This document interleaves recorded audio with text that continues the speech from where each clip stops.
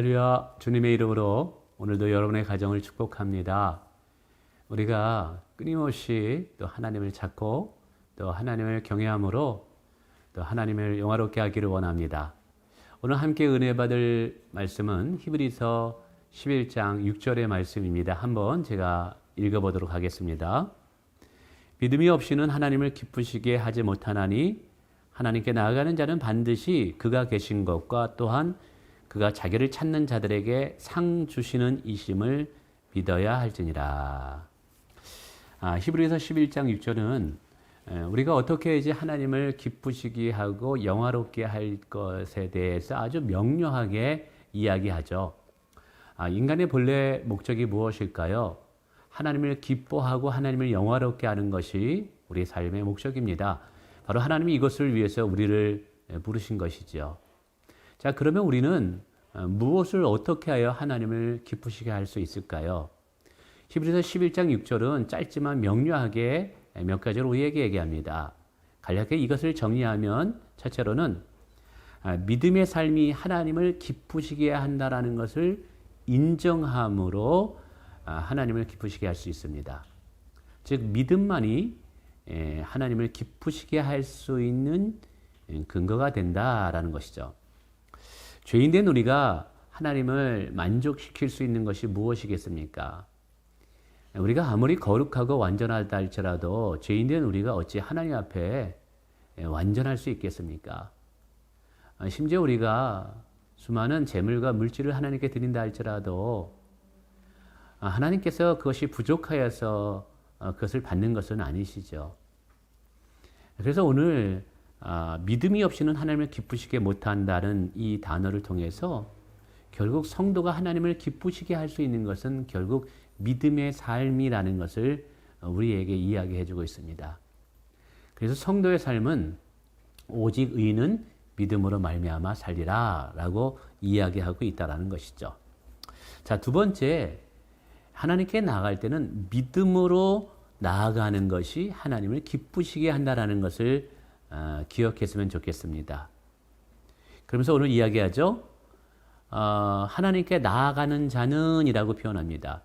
하나님께 나아갈 때 무엇으로 우리가 나갈까요? 우리의 공로를 가지고 우리의 자격을 가지고는 감히 하나님 앞에 나갈 수 없죠. 오늘 우리가 하나님 앞에 나아갈 수 있는 자격 얻음은 오직 믿음밖에는 없습니다. 무엇에 대한 믿음일까요? 바로 예수 그리스도께서 우리의 중보자가 되시고 그분이 십자가에 흘린 보혈이 우리의 모든 죄를 정결케 하셨다라는 이 믿음만이 우리가 하나님 앞에 나아갈 수 있는 근거가 된다라는 것입니다. 그러나 우리는 결코 그 어떤 것으로도 하나님께 나갈 수 없는 것입니다. 오직 예수 그리스도와 그분의 십자가의 보혈을 믿는 믿음만이 우리가 하나님 앞에 나갈 수 있는 근거가 되는 것이죠. 이것을 깨닫는 것이 중요합니다. 왜냐하면 오직 우리가 하나님께 나갈 수 있는 것은 우리의 그 무엇으로 결정되지 않는다는 것이죠. 그러면 결코 우리가 자랑할 것이 없어요. 그러나 오직 십자가를 믿는 믿음만이 하나님께 나갈 수 있는 근거가 되고 우리의 자랑이 되게 되면 오직 우리는 하나님과 그리스도만을 자랑하는 자가 됩니다. 그리고 늘 하나님 앞에 겸손한 자가 된다는 것이죠. 여러분 기억하시길 바랍니다. 무엇이 하나님을 기쁘시게 할 수 있다고요? 믿음으로 하나님께 나아가는 자를 하나님이 기뻐하시는 것. 그것이 하나님을 기뻐하게 해드리는 것입니다.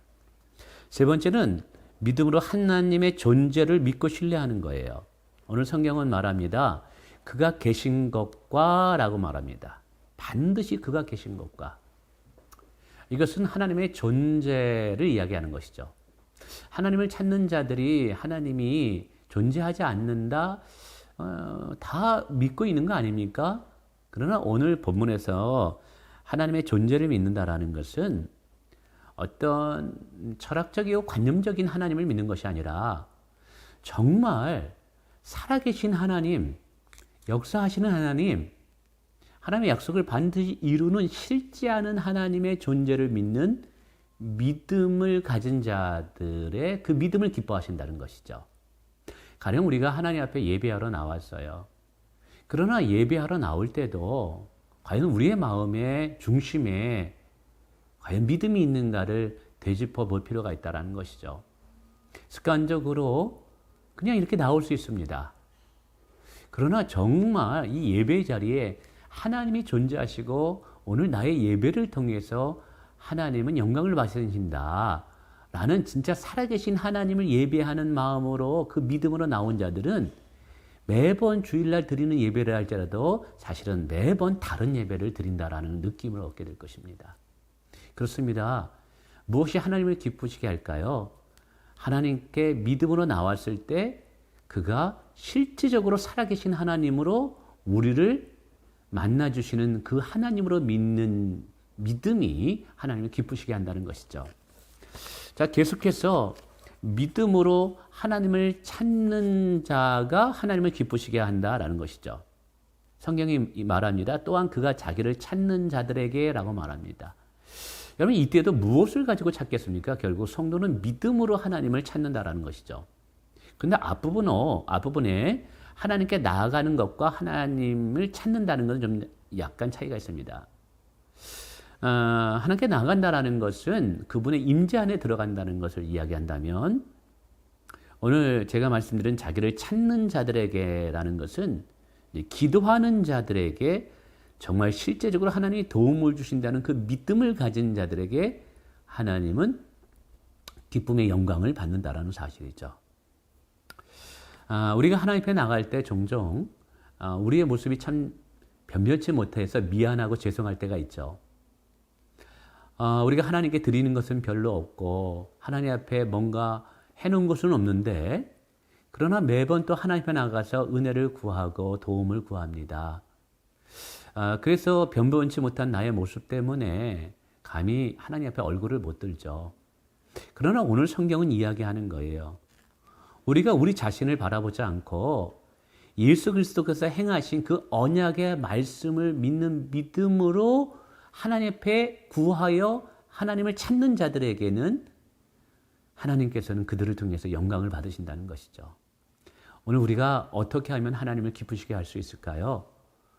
오늘 우리가 믿음으로 우리가 구할 때 주실 수 있는 분으로 진짜 신뢰할 때 그 믿음이야말로 하나님을 기쁘시게 하는 것이다 라고 말씀드리고 싶습니다.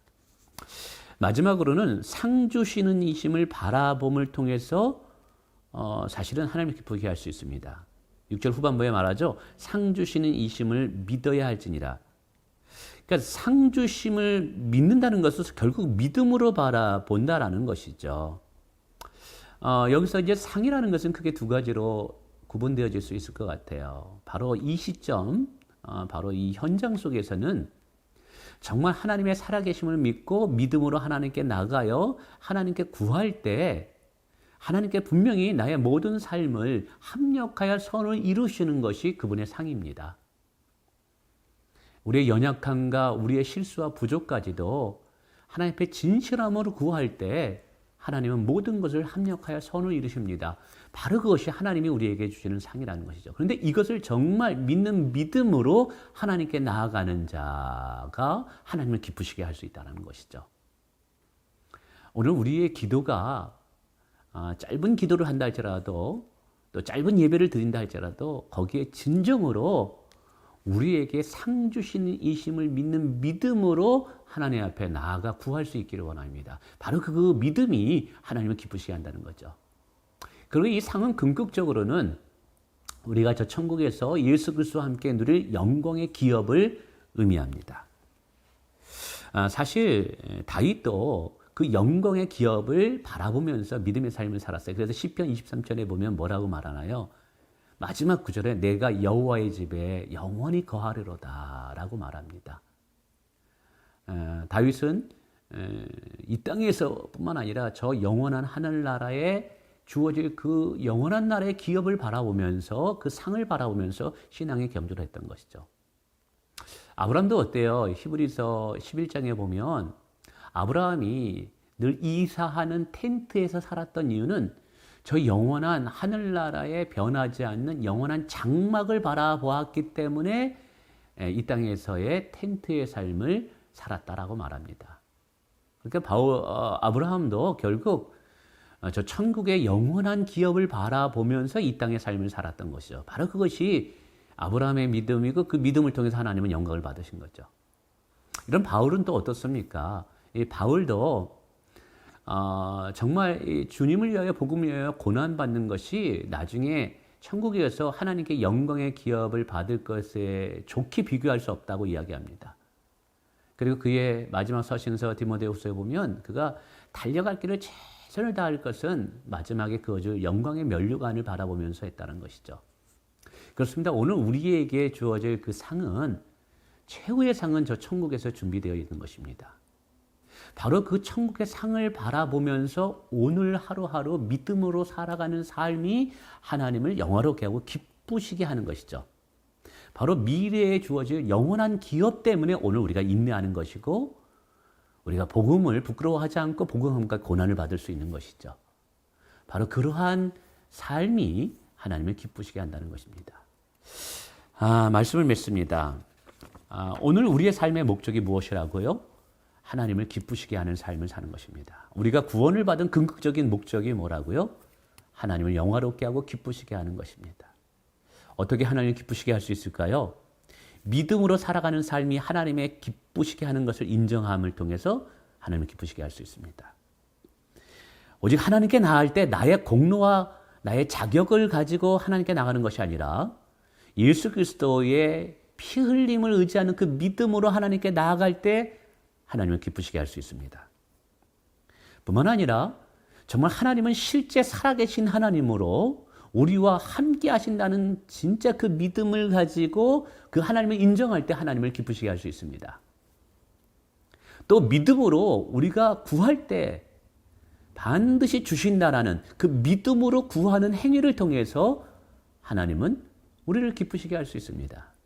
그리고 마지막에는 정말 하나님께 기도하고 하나님을 의지하고 신뢰할 때 우리의 인생에 모든 것을 합력하여 선을 이루고 마지막 저 천국에서 우리에게 줄 영원한 기업이 있다라는 그 믿음을 가지고 오늘 살아가는 자가 바로 하나님을 기쁘시게 하는 삶을 사는 것입니다.